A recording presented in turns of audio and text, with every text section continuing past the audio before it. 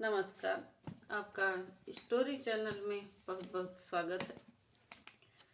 औलाद, आगे की कहानी सुनिए। यश अपनी सासू माँ को माँ जी करता, उसके आगे पीछे घूमता, हर जरूरतें पूरी करता, जैसे वही सगी माँ है। घोर कलयुग आ गया है। जो लोग अपने परिवार को छोड़कर दूसरे के पीछे भागे, माँ को यश और बहू दुश्मन की नज़र से देखने लगे। बहू खाना बनाती तो एक चम्मच सब्जी दाल और 2 रोटी रसोई में रख देती और सारा सामान और खाना अपने कमरे में अंदर ले जाती ताकि सासू ज़्यादा न खा ले। सारा दिन अपना तो चाट पकौड़ी, कहीं समोसा, कहीं कुछ खाती और सास को एक वक्त की रोटी ही ठीक से मिल जाती तो वही बहुत था। सर तब बेचारी कुछ न कहती। यह घुटन सी महसूस करने लगी थी। वह मायके वालों को तरह तरह के नित्य प्रति पकवान बनाती और कमरे में ले जाकर सभी लोग हा हा हा ही करके खाते। सब बैठकर हंसते, खाते, बोलते। कभी बहू न उसके मायके वाले ये उसे भी साथ में न सोचते कि भला इसकी सास भी घर में रहती है, उसे भी साथ में बुलाकर खिला पिला दे। किसी को कोई मतलब ही नहीं था। दोनों बूढ़े प्राणियों को भूख भी कुछ ज़्यादा सताने लगी थी। थोड़ा खाना ही बहू रखती तो पेट ही नहीं भरता। सरता एक दिन कहने लगी, बहू क्यों ऐसा करती हो, क्या कारण है? बहू भड़क गई, कहने लगी, क्या करती हूँ? यह सब कहने की तुम्हारी हिम्मत कैसे हुई? मुझे कुछ कहने से पहले 100 बार सोच लिया करो। मैं अपने मायके वालों से तुम्हारा वो हाल करवाऊंगी कि किसी को मुंह दिखाने के लायक नहीं रहोगी। ये सब सुनकर सरता चुप रह जाती। एक दिन बहू ने कहा कि मेरी तबीयत ठीक नहीं रहती, घर का काम कर लिया करे। पड़े पड़े मुफ्त का खा रही है, ये तो कर ही सकती है। दिन भर क्या करती रहती है, ठूस ठूस कर खा लेती हो, कोई काम धाम तो है ही नहीं, बिना मतलब की पड़े पड़े चर्बी बढ़ा रही हो। ये सुनकर सरिता आंखों में आंसू लिए मन को शांत करने में लग जाती। सारे बर्तन धोती, झाड़ू पोछा भी करने लगी। चलो मैं कर लूँगी तो घर में शांति तो बनी रहेगी। कितने दिन की हमारी जिंदगी है। सरिता बर्तन धोती, सब करती, जो भी उसके समझ में आता। खाना बहू ही बनाती। रसोई में और बाकी के कमरों सरिता को जाने की इजाज़त नहीं थी।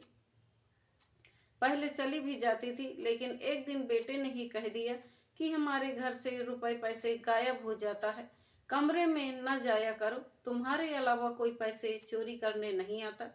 ये सुनकर सरिता अवाक रह गई थी कि खुद का बेटा मुझे चोरी का इल्ज़ाम लगा रहा है। कोई बात नहीं, समय है जो सब कहलवा रहा है। हर रोज सरिता अपना कम समय से हर रोज सरिता अपना काम समय से करने लगी, लेकिन बहू को काम भी पसंद नहीं आता था। बहू तो एक दिन बर्तनों को आंगन में फेंक दिया और चिल्लाने लगी, कहने लगी कि बर्तन भी नहीं धोने आते, कितने गंदे धोती हो, सारा जूठन लगा रहता है, तुम्हारे हाथों में जान नहीं है। सरिता कहने लगी, बहू लाओ और फिर से मैं धो देती हूँ, रह गया होगा जूठन, न दिखाई पड़ा होगा। जितनी हाथों में ताकत है उतना तो कर ही देती हूँ। अच्छा, काम करने की ताकत नहीं है, खाने की ताकत बहुत आ गई। सरिता भी कहने लगी, कितना खा लेती हूँ इस उम्र में। क्या कहा, खाती नहीं हो? रोज खाती नहीं हो तो मैला खाती हो?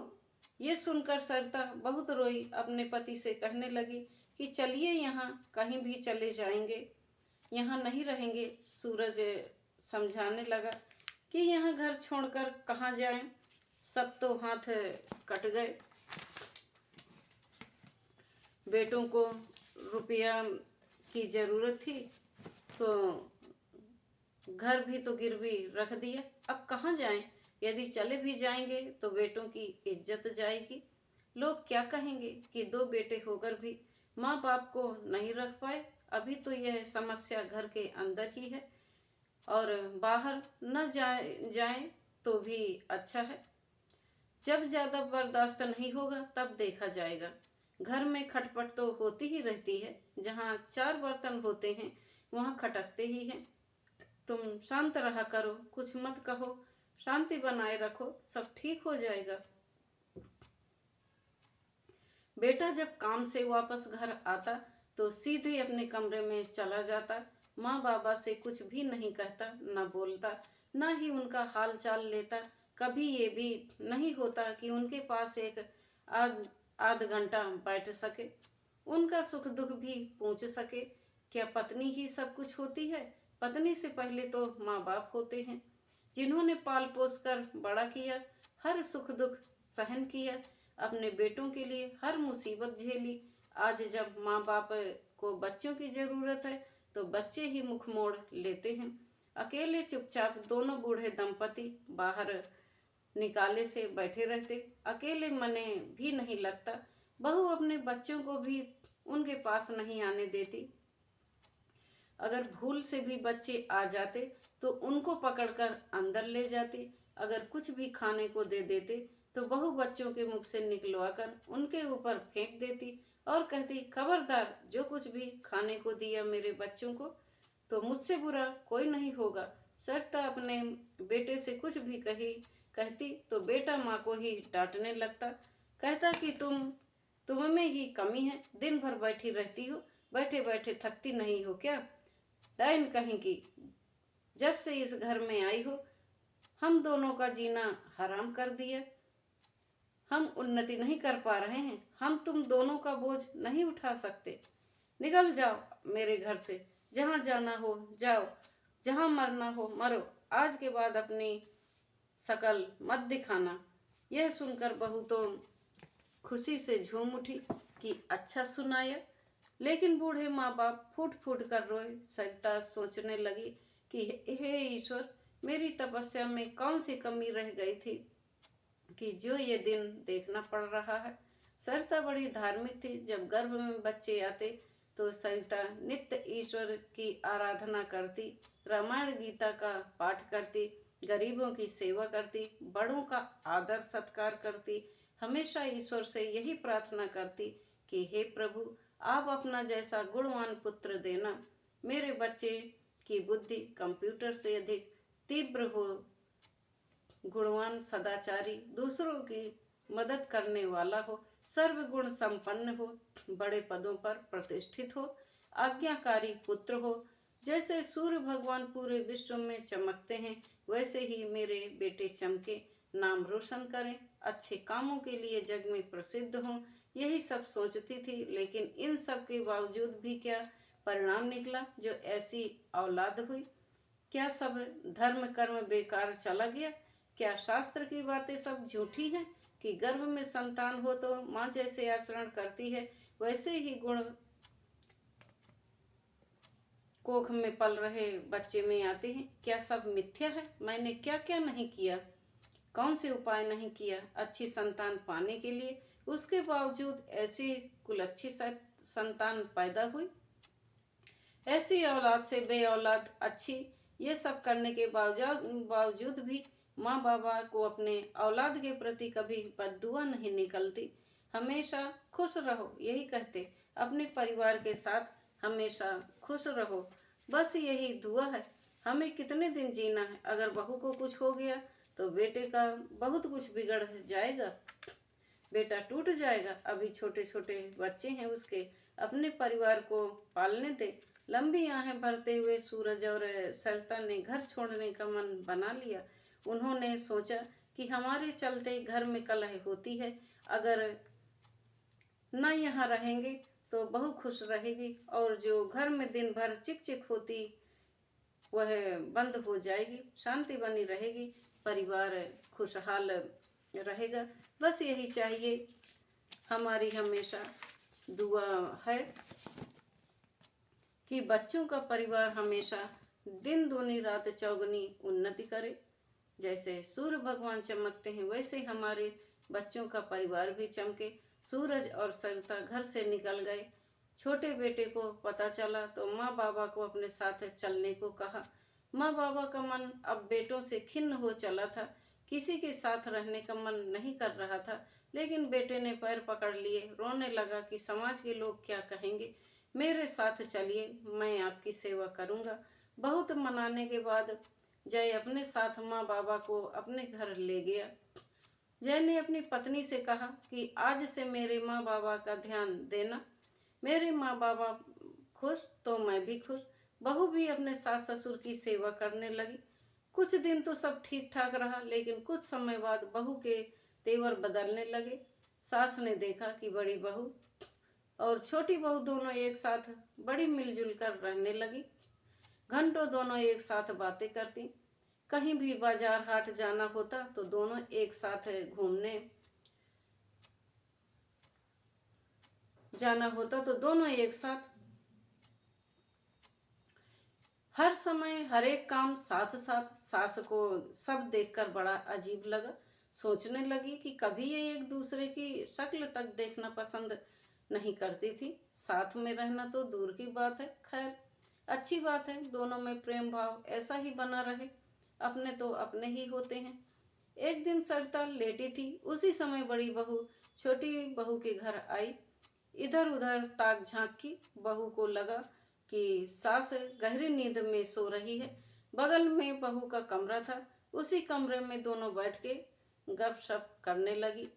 मैं भी और जानबूझकर सोने का नाटक करती रही, शांति से लेटी रही कि बहुओं को लगे कि मैं गहरी नींद में सो रही हूँ। बहुओं की बातें सुनने के चक्कर में मैं आंख बंद किए लेटी ही रही। बहुओं की आवाज़ें मेरे कान में साफ सुनाई दे रही थी। बड़ी बहू कह रही थी कि तुम क्यों इन बुढ़े बुढ़ियों को रखे हो, एक काम और बढ़ा लिया अपने लिए, इनका क्या काम है, अब एक बोझ है बोझ। छोटी बहू बोली, दीदी तो ये बूढ़े माँ बाप कहाँ जाएंगे, औलाद ही तो बुढ़ापे में माँ बाप का सहारा होती है। तू तो बड़ी भोली है, अभी सब समझ जाएगी कुछ दिन में। यह कहकर बड़ी बहू चली गई। सास ये सब सुनकर हैरान रह गई कि अपने घर में तो आतंकवादी बनी थी, अब छोटी बहू को भी सिखा रही है। अब तो बड़ी बहू नित्य ही कुछ न कुछ छोटी बहू को सिखाने लगी। एक दिन सरिता ने जय से सब बात बताई। जय बहुत ही नाराज हुआ। जय अपनी पत्नी से बोला कि भाभी से ज्यादा मेल जोल न रखे। पत्नी ने कहा कि मैं किसी को बुलाने थोड़े ही जाती हूँ, कोई आ जाता है तो क्या उसको भगा दूँ। चुगली करती रहती है, बैठे बैठे कोई काम धाम तो है ही नहीं। आग लगा रही है हमारी जिंदगी में, हमारी बातें सुनती है, दीवार में कान लगाकर छिपकली कहीं की। मेरे लिए बोझ है बोझ, मेरा जीना हराम कर दिया। जब से इस घर में आई हो हमारी सुख शांति छीन लिया। उल्टा मनहूस कहीं की, जाने क्या क्या बहू कह गई। बेटे ने इतना सुना तो बहू को डांटने लगा। अब तो दोनों की नोकझोंक होने लगी। बहू बेटे को जवाब के ऊपर जवाब दिए जा रही थी।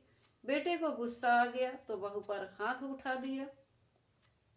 अब तो महाभारत छिड़ गई। बहू रोने चिल्लाने लगी, अपने आप को कमरे में बंद कर लिया। बहू जिस कमरे में बंद थी वह रसोई घर था। अब तो हमारे होश उड़ गए कि कहीं कुछ कर न ले। दरवाज़ा खटखटाए लेकिन खोले ही ना। कहीं गैस खोले, कहीं लाइटर जलाए, कहीं माचिस जलाए और चिल्लाने लगी कि मैं अपने आप को ख़त्म कर लूँगी। जब तक ये बुढ़िया इस घर में रहेगी तब तक सुख शांति नहीं आ सकती। किचन में एक खिड़की थी। जब दरवाज़ा नहीं खुला, बहू ने तो उसी खिड़की को तोड़कर जय अंदर गया और दरवाज़ा खोला और बहू को बाहर निकाला, उसके मायके वालों को बुलाया और सब हरकतें बताई। मायके वाले ये सब देखकर भड़क उठे, कहने लगे ये सब कमी तुम लोगों में है, हमारी बेटी में कोई कमी नहीं है। अगर हमारी बेटी को कुछ हुआ तो सबको जेल में डलवा देंगे। वही चक्की पीसते रहना, सड़ते रहना। बेटे को बहुत गुस्सा आया। ये सब सुनकर उसने कहा कि अपनी बेटी की गलती न मानकर हम लोगों पर आरोप मढ़ रहे हैं। अपनी बेटी को समझाने के बावजूद और उसको बढ़ावा दे रहे हैं। अपनी बेटी को यहाँ से ले जाओ, अब ये इस घर में नहीं रहेगी। इतना बेटे का कहना हुआ कि बहू ने अपना सामान बांधा और माँ बाप के साथ चली गई। जाते जाते धमकी ऊपर से दे गई कि जब तक ये बुढ़े बुढ़िया रहेंगे तब तक इस घर में सुख शांति नहीं आ सकती। इन्हीं को लेकर चाट लेना, मैं अब इस घर में कभी नहीं आऊँगी।